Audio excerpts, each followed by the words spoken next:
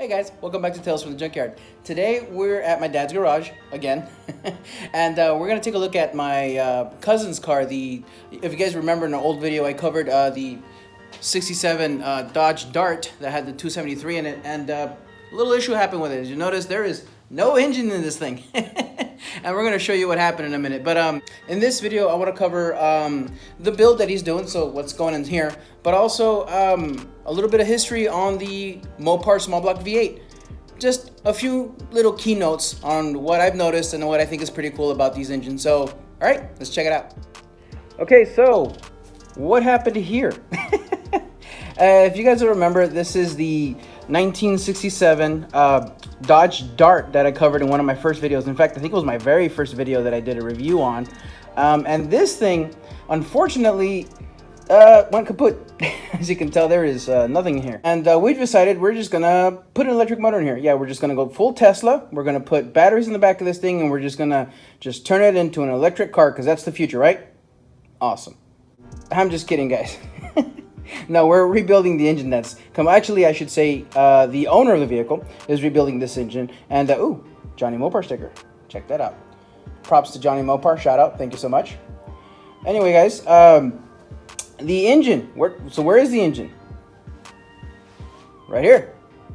This is the 1967 273 that came out of this car.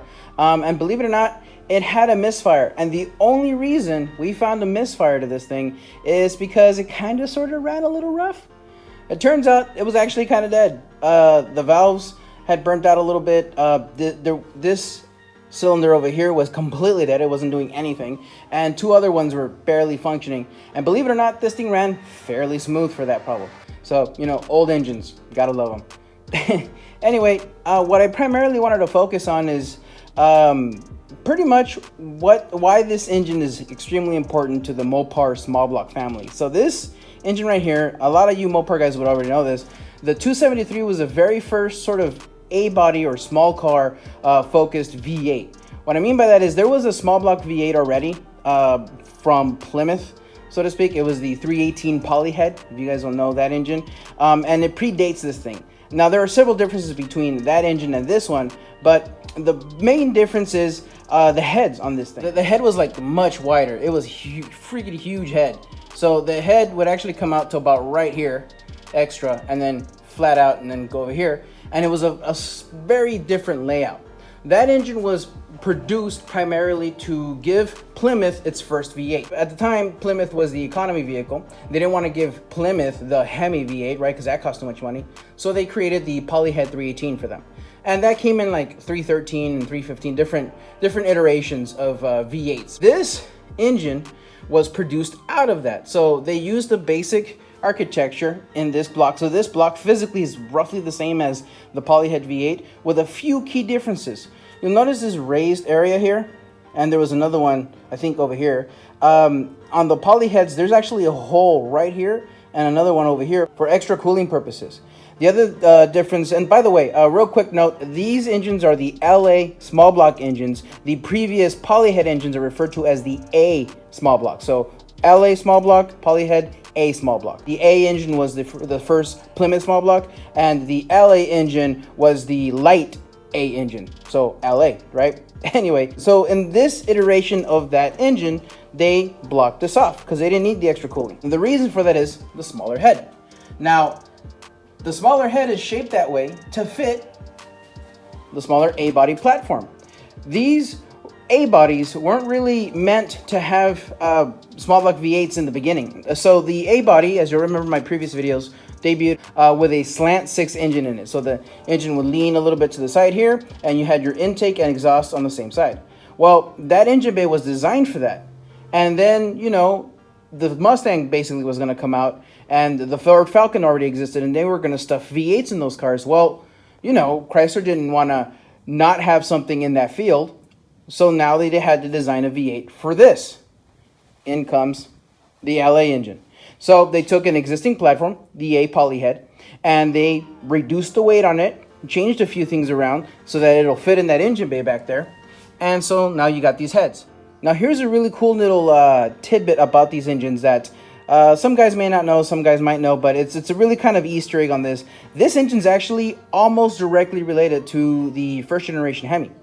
What I mean by that is the A engine, the LA engine, and the Magnum engines all have this style of lifter valley that have these clearances for the lifter, for the push rods, and that all comes from the original Hemis.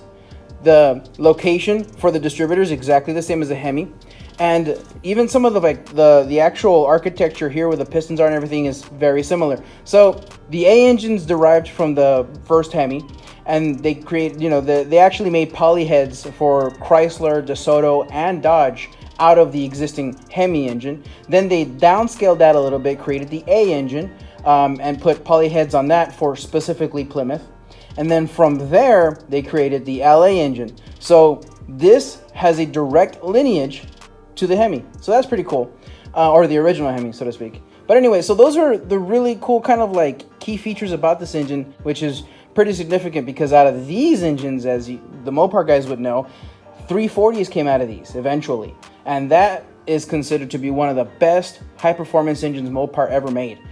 Now, this first generation LA engine, the 273, I mean, lasted from 1964 till about 1969, I believe. And these engines were primarily in like the economy cars, so like Valiants, if you wanted a V8, or the Darts, or even some of the B-body cars as a budget engine, right? Because in the beginning, 1964 through like 1966 even, the high performance ones, right, got 4 barrels, different camshafts, and slightly different kind of head stuff, and they had pretty good power, about 245 horsepower, and they were pretty good for what they were. And it coincided with the debut of like the first Barracuda Formula S model, and so from here evolved into the 318, which pretty much everybody knows, and then that bore the 340, and then from here we go through the 360. The 360 was the 5.9 liter Magnum engines and all that stuff. Those engines all come from this one engine, and the reason they were able to do all that is because look at the bore spacing. So bore, right? So it's this bore right here, as it sits, is about 336 bore, and you still have this huge space in between each bore. Well, they were able to bore these out through the castings, right? So you could cast bigger bores in this. That's exactly what they did. So from 273 cubic inches all the way to 360 cubic inches, which is really cool. And even then, you could still bore them out even further. So this is a very capable platform. These engines are notorious for being incredibly reliable. Like I said earlier, the only reason we found out this had an issue is because it's sort of misfired. So that's a lot to say for something that's got 3 dead cylinders, and it runs kind of okay still. So anyway, I thought that was pretty cool, and I'm gonna do a series on the evolution of the LA engine. So this is the LA engine first incarnation, and then we're gonna go through the 318 that's in my car, and then eventually the 360 that's in my dad's car. Another thing to note about this early LA engine is that these pistons go all the way to the top. Now, why is that important? Because 318s and 360s notoriously do not go all the way to the top. So this is actually very important for high compression. High compression usually equals better performance. So that's something to keep in mind. So one of the things that we modified, or that my cousin modified, is this tensioner here. Now, this was introduced in the Magnum engines. This right here was actually a suggestion from both Mopar Nut, shout out to him, and Just Mopar Joe, who suggested we should put this tensioner right here to keep this nice and tense. These don't have any tensioner normally. There's just a bracket in the back that holds the camshaft in place, and that's it. There's no tensioner normally, and this kind of helps keep everything nice and tight, which is a really cool upgrade, really simple to do, and it's like I said, that was introduced in like the 80s, maybe even the early 90s. It's really, really cool because you can still retrofit these. This is awesome. But anyway, they did that. High volume oil pump, obviously.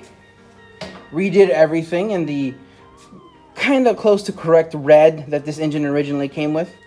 He set out everything over here, and I gotta tell you, he did a really good job just refinishing everything. It looks really good. Yes, the coveted adjustable rocker arms. These are pretty cool because these engines originally came with solid lifters, and so you had to adjust them like most cars used to. and these come with the adjustable rocker arms, which are highly sought after for the small block Mopars.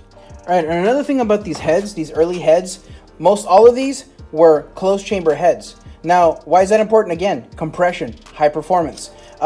These weren't completely meant for high performance, but they were trying to get as much out of this engine as possible. So these are really nice because all you had to do was put a good size valve in them, put a good camshaft in the engine itself, and boom, high performance engine. Really, really cool. Now the ports are a little small, admittedly, you know, especially on the intake side, as you can see right there. But nothing a little porting couldn't take care of. And like I said earlier, I mean, just as it sits, those heads plus a nice camshaft and some few exhaust changes, this thing made 245 horsepower, which is really awesome considering that's not a lot of modifications.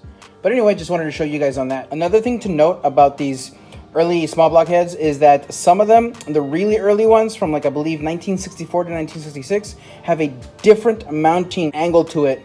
And so the intake manifold are going to be different for those heads. That's something to note. If you get a really early engine, it won't have as many options for intake manifold. Just kind of keep that in mind.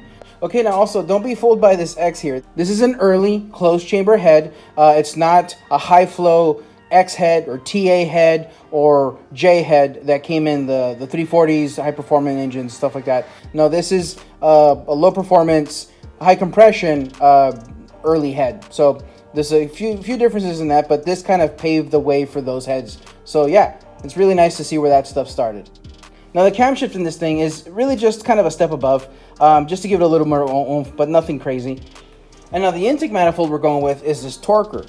Now this is an original old school torquer. The reason we're going with this, now I understand, I get it, this is for higher RPMs. We're not going to go higher RPMs in this, but what we're going to do is experiment now that we have a chance to. So we're gonna do a few things, and I'm not gonna spoil that now, but stay tuned. We're gonna do a few experimental intake things with this, and I think you guys will enjoy that. So yeah, we'll stay tuned for that. See here, exhaust. Now these are stock exhaust manifolds, driver's side and the passenger side. And now here's kind of an example of what it took to get a V8 into that A body. You'll notice how this is really oddly shaped. And it kind of goes up a little bit, snakes around the bottom here, and this actually hugs the engine a bit, and it kind of comes that way. The reason for that is to make way for a power steering unit and the steering column. On the Mopars, the power steering kind of invades into the engine space. Remember, these were kind of designed originally for slant sixes, and much of the early engineering from those A bodies kind of just remained. It just got a little bit bigger, and so that exhaust manifold makes space for this here. That kind of hugs it there. And so that's what that's for. Okay, so here's the bottom end of this engine. And the really special part about this is that this is a forged crank. All of these early LA engines, even the A engine, had forged cranks. The 318, the 340, and the 273 all come with forged cranks, which is good for high performance applications. They could take a lot more stress. They're a lot easier to balance. They usually come internally balanced. It's all really good for, again, performance. The later 360s and 340s, like in the mid 70s, those had a cast crank. And even in the later Magnum engines, those had cast cranks. Stronger castings, but still cast cranks. And yeah, so this is the bottom end of this engine. And mind you, pretty much every engine that's A or LA looks exactly like this from the bottom. Oh, and one key feature that this was meant for a smaller car. You see this divot here? Again, for space, right? For the area of where this is going to fit. So yeah, it took a lot of engineering to get this V8 into that space. So yeah, it was a lot involved. But I think he's doing a pretty good job of restoring this. He's learning as he goes. My dad's guiding him. And yeah, this is a really cool opportunity. But I just wanted to show you guys where those awesome engines came from. Anyway, guys, I think that'll do it for this video. Like I said, this is a series I'm going to do on these LA engines, on the evolution of them. I'll even do one on the early polyhead motor to kind of show you where that came from. But anyway, yeah, that's the 273 small V8, the beginning of really good things, really great things, actually. And next one I'll do is my 318 V8 that's in my house. So yeah, see you in the next video.